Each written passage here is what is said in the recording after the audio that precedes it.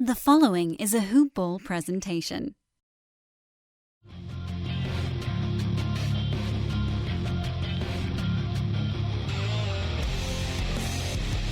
Welcome to the Fantasy NBA Today podcast. The countdown continues. And then there were three.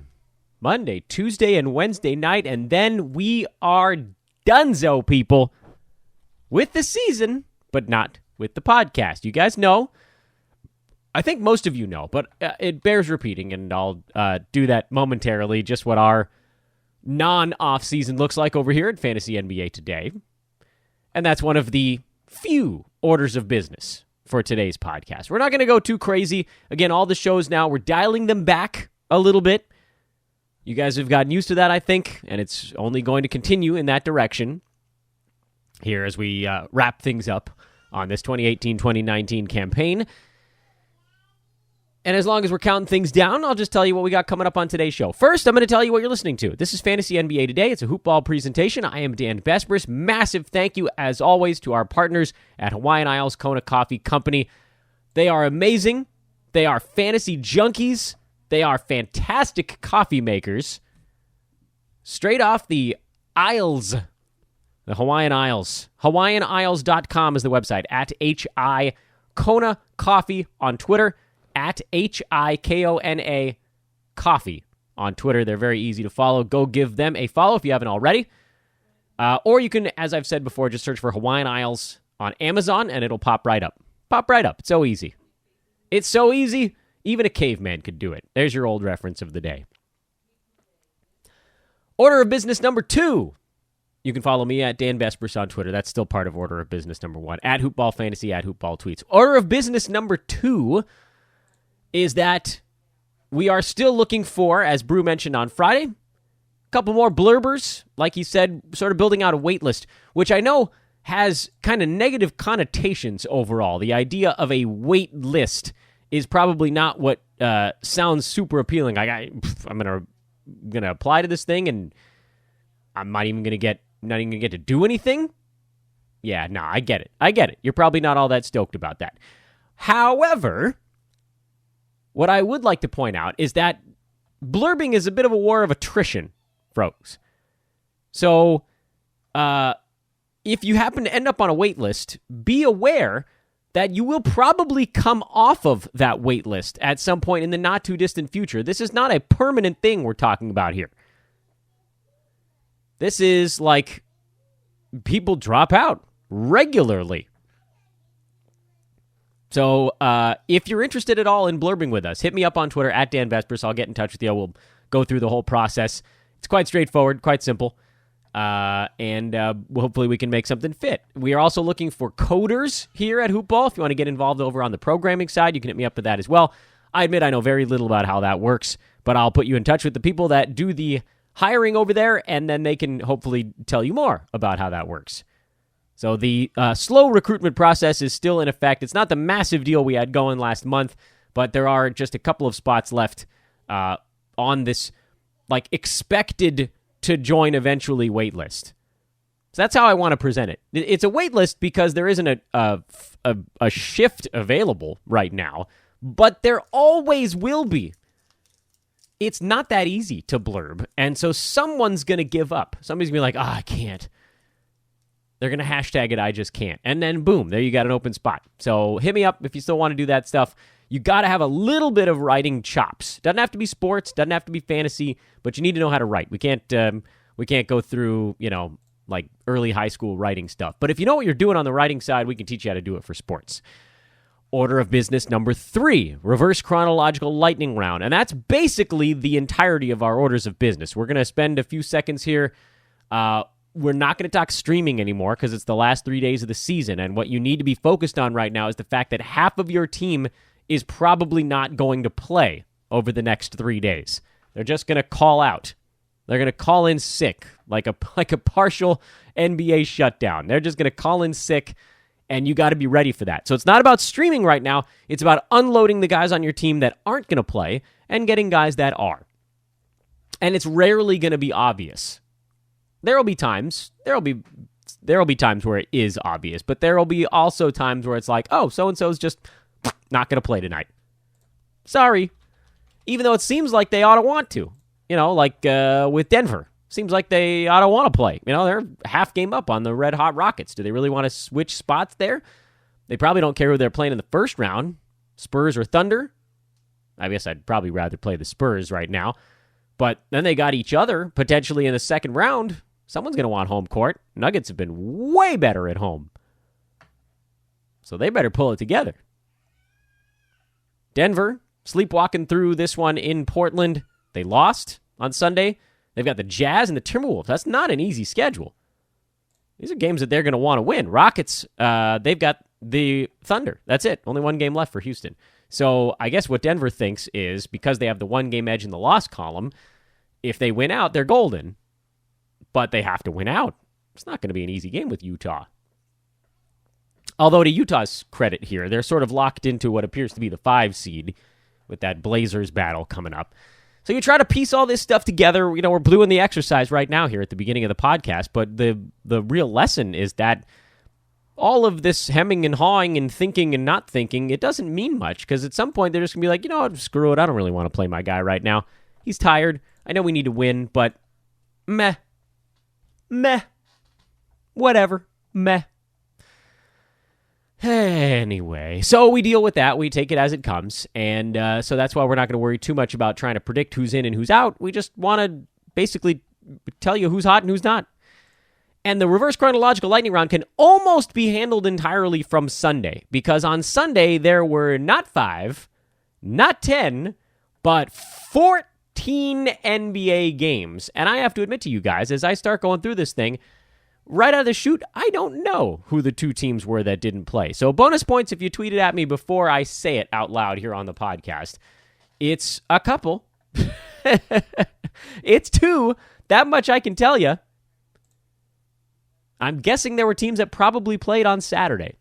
I think it's Philly, Chicago, but I'm not 100% on that. We'll go through this thing.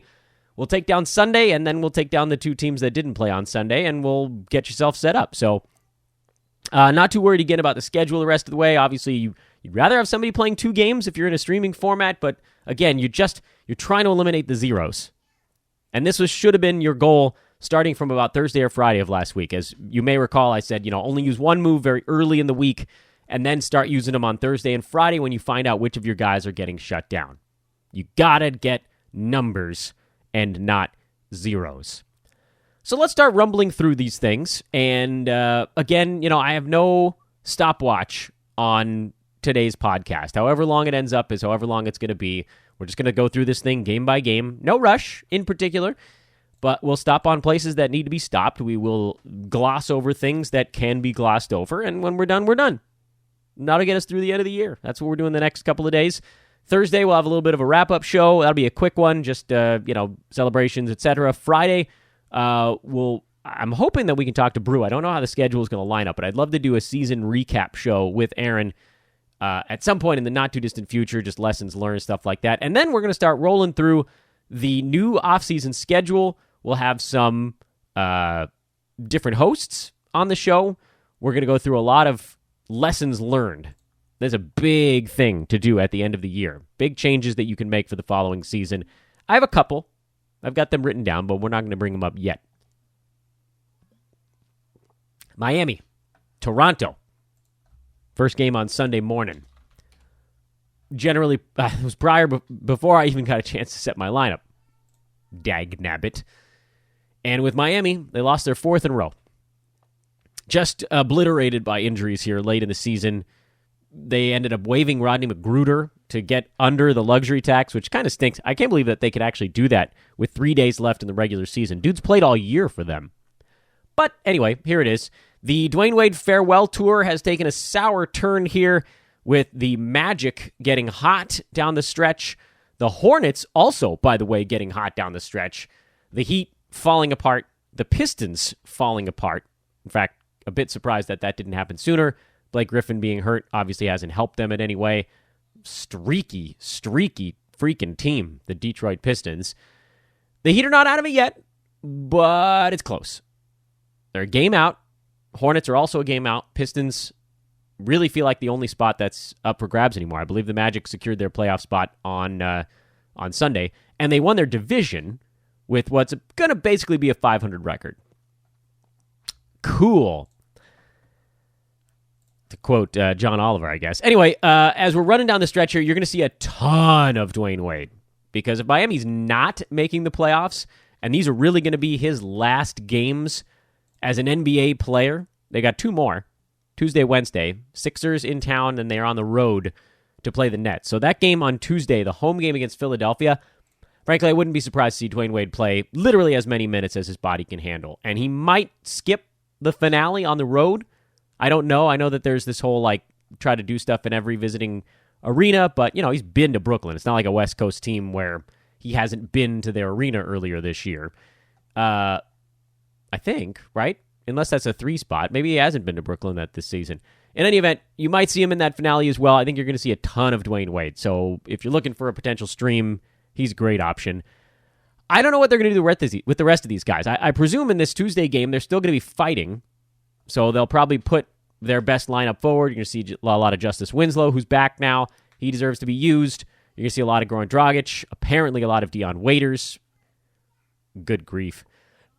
What we're also seeing now is that the shine has come off. Without Josh Richardson, they don't have the offense that they wanted to. And even with the Bam Adebayo at center stuff, it hadn't been enough. So a lot of guys playing a lot of minutes, but luckily not just one short of too many. And this one, Kelly Olynyk was the guy who got squeezed out. D-Wade's going to be fine. Waiters, Dragic, Winslow, Bam, I would trust. Whiteside, James Johnson, and Kelly Olynyk to me are questionable if you're going to throw them into your lineup. Toronto, pretty straightforward team, although it sounds like we might be getting some rest guys. There's thought that Gasol, Kawhi, Lowry, they might all be resting here for Toronto. Raptors are locked into the 2 seed. There's literally nothing that can change on that front. And they only have 1 game left on Tuesday with the Timberwolves on the road. So a lot of their guys could end up sitting out that last one. If you're planning ahead, look for a guy like Freddie VanVleet to take on a large role in that game. I would assume Serge Ibaka, if he plays, would have a big role. Pascal Siakam's going to go huge. There's a streaming opportunity with that team. Problem is they only have the 1 game. So maybe more of a, if you're moving a day in advance for your Roto League, squeeze out a Raptor here on Tuesday and see if it, wedges you any closer to stealing a Roto point. San Antonio, a blowout in Cleveland, a well-deserved, much-needed, I should say, victory for the Spurs, who move back into the 7 seed. Clippers have lost 3 in a row here down the stretch. The jockeying continues. Clippers, Spurs, Thunder, all separated by a combined half game, fighting to get out of the way of the Warriors, who have started to drive angry down the stretch. We'll talk about their game in a minute. I really like Jakob Poeltl as someone to swoop in that 110, 115 range in drafts for next year. Got one eye on him. Aldridge is going to be 1 year older. Spurs have basically cleared out the front court outside of LaMarcus. So Jakob is the remaining center. I know Davis Bertans, he plays some 5, but he's really he's a stretch the floor guy. When Poeltl's healthy and they're playing a team that's not trying to Houston Rocket them to death, he can get up into those high 20s, and we've seen really good field goal percent and defensive stats from him. Now, he could be kind of like your weird late-round defensive-minded center who's not good at the free throw line, but really doesn't take any. Spurs otherwise are a pretty boring fantasy team. Cleveland are a terribly boring fantasy team. Larry Nance Jr. is golden here down the stretch. Kevin Love played, but only 13 minutes. I don't know what the deal is going on there. Jordan Clarkson had a terrible shooting game. Colin Sexton, he does nothing besides score. I'm very interested to see who is and is not on the Cavaliers for next season, but this is a team that I'm not exactly targeting for fantasy value. Presumably, Tristan Thompson will be gone. I think his contract is up, and so hopefully you'll see a lot of Love, Nance, and Osman taking up the 4 and 5 minutes for this team, and that would make Nance and Love obvious fantasy values, but any sort of stupid thing could happen in the offseason, and so we will wait and see. As far as the rest of this year goes, yuck. Oklahoma City 132, Minnesota 126. Nothing really of note on the Oklahoma City side. They're a predictable bunch. For Minnesota, The starting five played big minutes. This was almost like Tibbs was running the team. Cat, 35-7. Sharch put up a decent line. Wiggins is scoring a bunch. Tyus Jones, pretty safe, kind of assist-heavy play. And then Josh Okogie, who's done very little on the offensive side lately, but continues to get the nice defensive stats. This is a team I think is going to look a little different next year as well. So start thinking along those lines.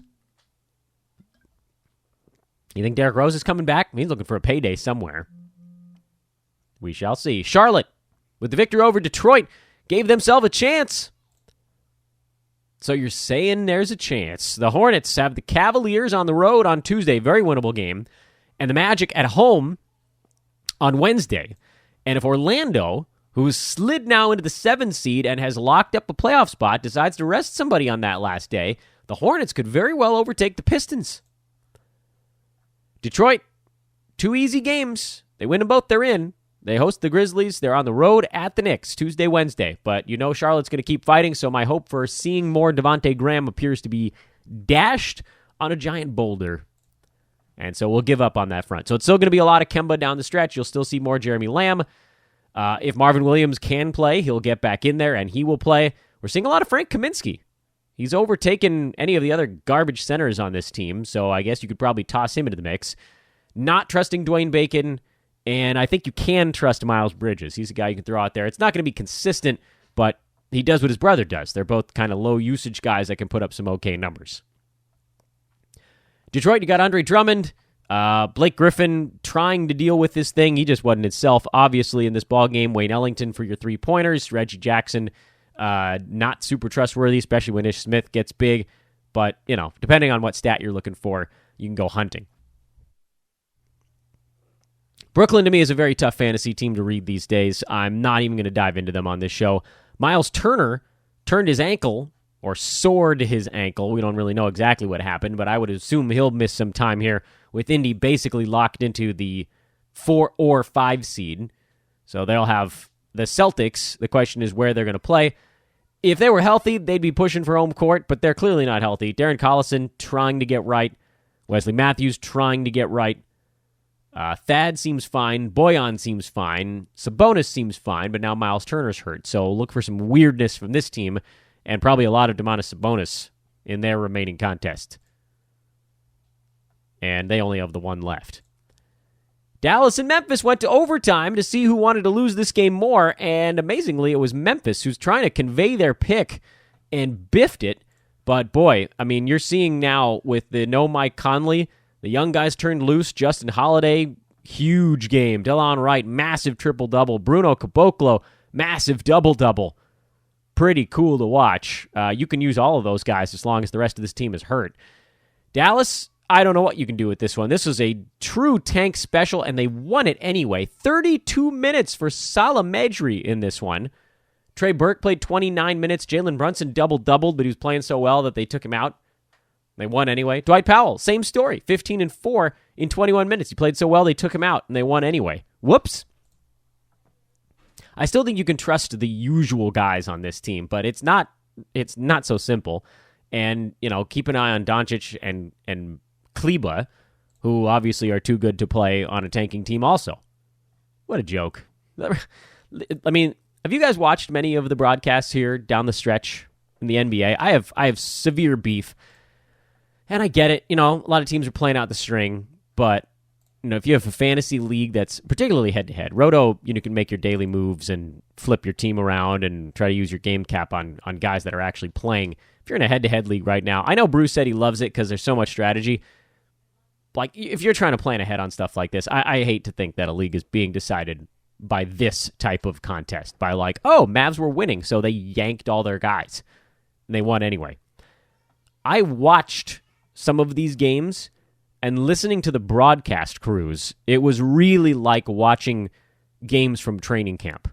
Like, they weren't even talking about the game. Nobody could care a second for even the tiniest little bit about what was happening on the floor. It was just stories and goofing off. It was really like, I wouldn't say embarrassing, because I get it. You know, I was watching the same game they were, and clearly nobody really cared. It was just like demoing dudes.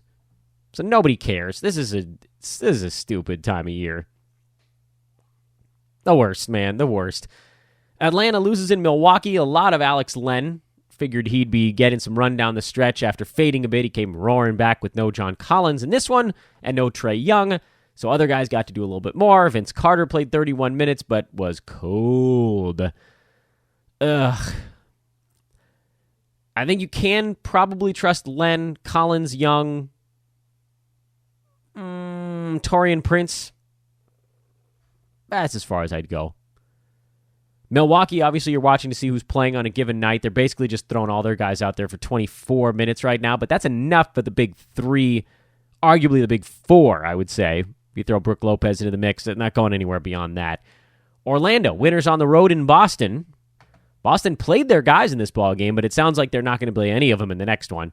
Kyrie Irving is expected to rest. Al Horford, Marcus Smart, Gordon Hayward, Jason Tatum. Those guys are all expected to miss Boston's next ball game, which should make for a very strange evening in Washington. That's their season finale on Tuesday. Pacers, this is why I thought Pacers might try to go for it, but with all the injuries that maybe not. Who does that leave, man? I mean, you throw Terry Rozier into the mix. He's the only guy alive on that team on Tuesday. Normally, I'd say no one on Boston, but you could go Rozier, Jaylen Brown, Marcus Morris. These are the guys that might play on Tuesday. They'll have to score 100 points between the three of them. So plan ahead. Washington, New York, an epic battle. Actually, a fun one from a fantasy perspective. Thomas Bryant's going to play great down the stretch. Bradley Beal played half the ball game. Kind of surprised they're not just giving him a day off. Bobby Portis. Jeff Green played 16 minutes and had 19 points. Woof, man.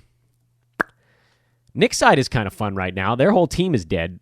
So you got Cornette playing 36 minutes, Mitchell Robinson 37, Mario Hezonja 35, Kevin Knox 32. All of those guys are basically usable in fantasy as long as no one else is playing. I mean, Mario Hezonja is going crazy right now. You have to use him. What an insane universe we're in. And then keep an eye on the Cornette situation. He's got an awesome fantasy stat set, and if he's starting, that's a pretty good indicator that he's going to see some minutes. Oh, man. Clippers and Warriors. Blowout. This is a bad one. Clippers were resting a number of their main guys, but, dude, Warriors have cranked it up here. Draymond Green, Steph Curry in particular have ratcheted it up a notch. They're just beating the hell out of people all of a sudden and ruining anybody's thoughts that they might get knocked out early in these playoffs. Warriors look mean, like they're starting to think about it again. For the Clippers, I would think that they'll go full bore in their next ball game. They've got the Jazz at home on Wednesday. It does allow them a little bit of time to find out what's going on with the other teams. They're tied in record with the Spurs, and they're a loss up or down, depending on how you're looking at it, to the Thunder, who still have a few games left. They got 2. Clippers and Spurs only have 1. So maybe they'll know. If the Thunder win one of their remaining 2 games, do the Clippers fight it out? I think you'd want to.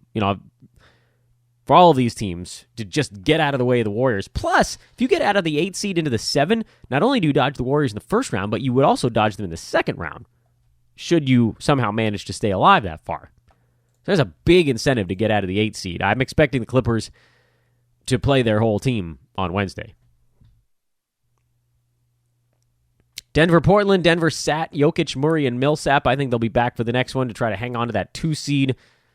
So I wouldn't read too much into this ball game. Portland's playing their guys, but they appear to be in pretty good shape for the 4 seed right now. I don't think they're going anywhere either. So you might see Blazers getting some rest. They do have 2 games left. They've got the Lakers on Tuesday, and they host the Kings on Wednesday. So depending on how that Tuesday game goes, you might see the core guys take off the season finale. And I keep saying these things, and then I also have to back it up by saying, I don't know. We're just going on what we've seen in the past and what makes sense for the organization. But as I've said many times earlier in the year on this very show, I sort of, to some degree, have given up trying to figure out what makes sense and do a little bit more reacting. So best thing you can do on this stuff, try your best to look ahead and make some predictions, but don't do anything rash. And then follow @HoopBallFantasy for the blurbs. Get your news ASAP and then make your decisions. based on that. Because there probably aren't that many teams still going for it in your league. So you're not fighting with 11 other guys to make the quick pickup. There's a little bit more time you can take to suss out who's actually going to play. For instance, first of all, Anthony Davis isn't playing anymore. I think that's pretty clear. New Orleans beats Sacramento with this weirdo lineup. Ian Clark had 31. Jahlil Okafor, 23 and 14. This was the game that we've all been waiting for 2 months. I'm still mad at all of you guys. I said, no. I'm not buying into Jahlil Okafor. And then finally I said, yes, I believe. And then he crapped down his leg for a month and a half. I'm upset with myself. I should have stuck to my guns. Elfrid Payton had a big ball game. Kendrick Williams was fine. Christian Wood was okay, but not great. It's tough to know with this team. A lot of guys played 29 to 39 minutes. You can do that when you're only going, the hell did they go in this game? 8 deep? Yeah, they only went 8 deep. So basically everybody but Darius Bertans had fantasy value. I'm not picking up Solomon Hill.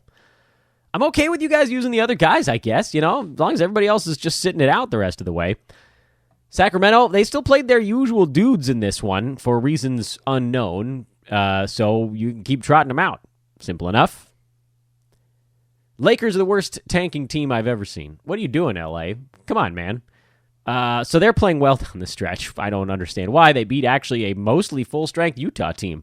Yeah, I get it. I know they don't have Favors and Rubio, but, Donovan Mitchell played 37 minutes. Joe Ingles, 34.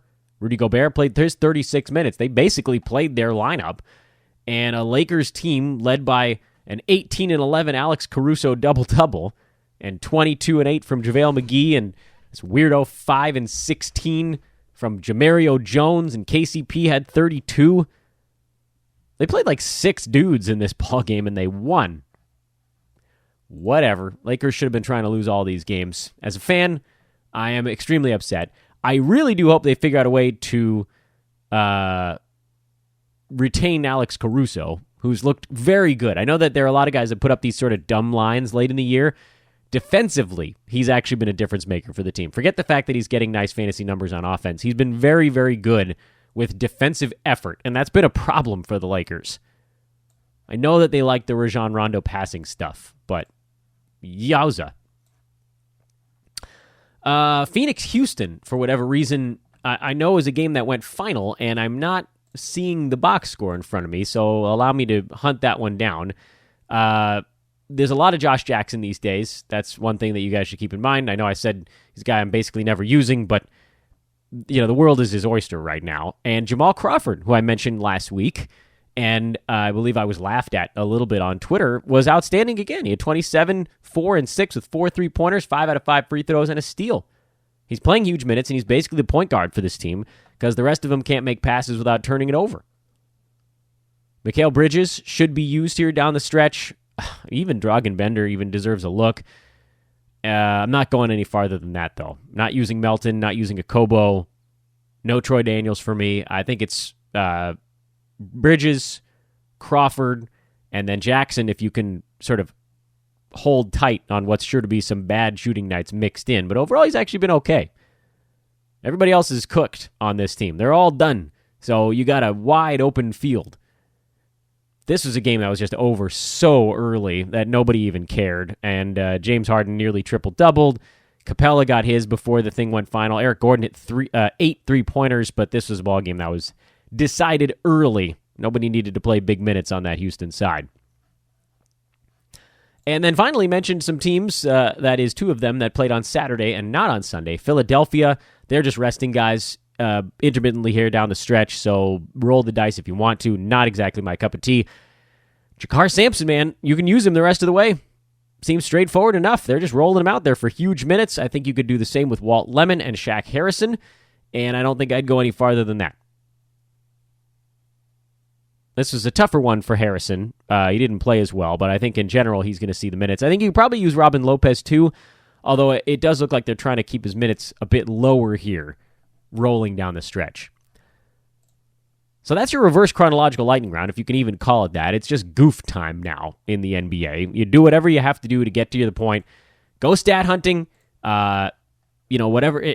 Check out to see maybe there's someone in your league who's fighting off a different category that you're worried about. You know, you get so caught up in looking at what you can do to gain on someone else. Like, hey, how can I pass the guy in front of me? Is there a category where I can get him or her?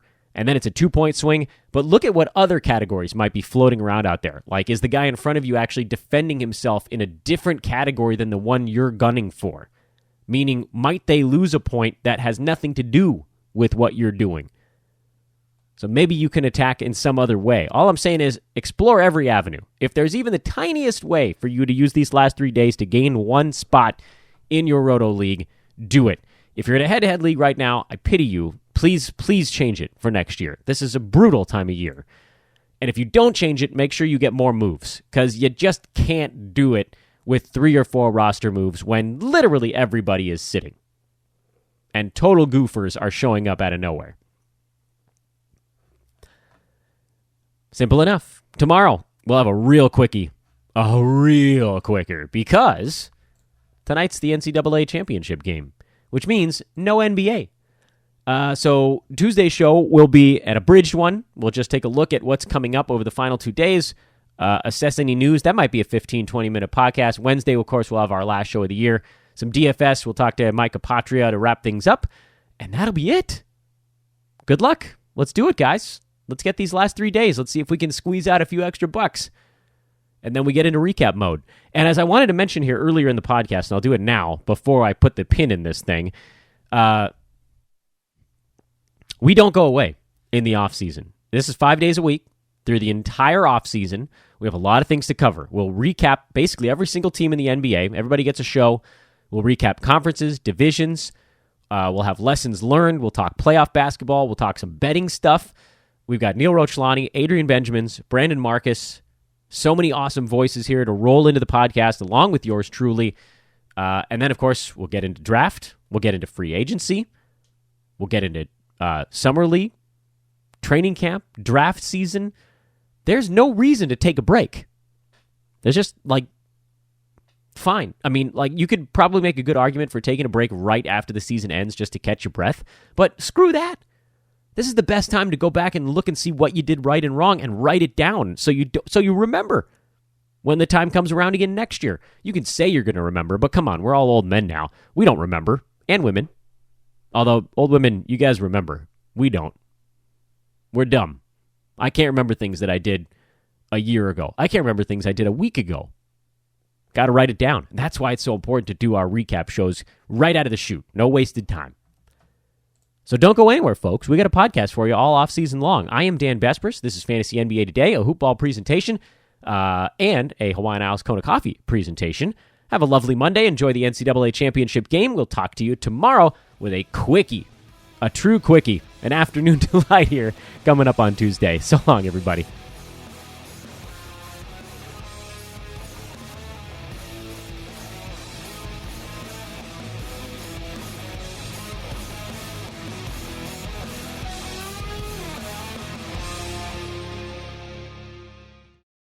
This has been a Hoop Ball presentation.